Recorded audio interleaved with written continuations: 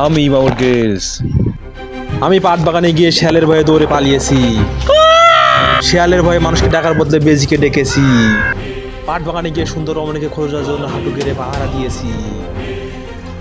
অতীতের সব চুল পাকনামি বাদ দিয়ে আজকে আমি এসেছি পাট বাগানে। আর আমি আজকে দেখানোর চেষ্টা করবো পাট বাগানে আসলে মূলত ভয়টা কি। আপনারা আমাদের সঙ্গেই থাকবো। বন্ধুরা, আপনারা দেখতে পাচ্ছেন ফাঁকা জায়গা। আসলে পাট বাগানে ফাঁকা জায়গাটা থাকার কারণ কি আপনারা কি বলতে পারেন? এই ফাঁকা জায়গাটা থাকার একমাত্র কারণ যেসব যুগতির টাকা পয়সা নাই তারা এখানে এসে রাত কাটায়।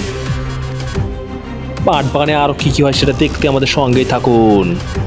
বন্ধুরা, আমি আজকে আপনাদের দেখানোর চেষ্টা করবো আসলে এই পাট বাগানের ফাঁকা জায়গায় কোনো সুন্দর রমণীকে পাওয়া যায় নাকি। আপনারা আমাদের সঙ্গেই থাকুন। আমি আস্তে আস্তে গুটি গুটি পায়ে পাট বাগানের দিকে যাচ্ছি।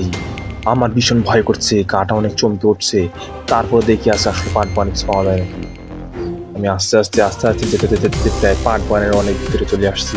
তারপরেও কোনো কিছু সন্ধানের খুঁজে পাচ্ছি না। আপনারা আমাদের সঙ্গেই থাকুন আর দেখতে থাকুন আর পাট বাগানে কিছু পাওয়া যায় নাকি। বন্ধুরা, দেখতে পাচ্ছেন পিনিক পিনিক পিনিক।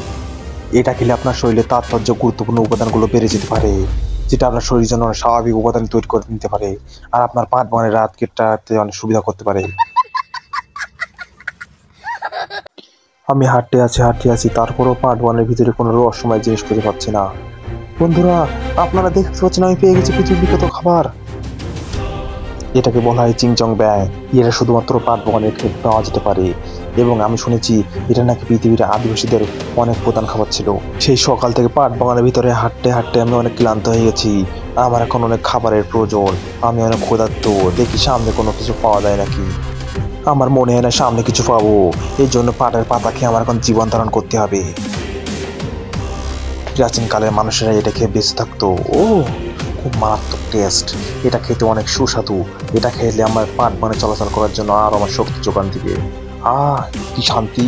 আমার শুধু খেয়ে চলে গেলে হবে না, সঙ্গে কারো কিছু নিতে হবে, নাহলে পরবর্তীকালে খিদে লাগার জন্য আমি এটা খেতে পারি। বন্ধুরা, এখন প্রায় অনেক সময় হয়ে গেছে। আজকে আপনাদেরকে আর কিছু দেখাতে পারবো না।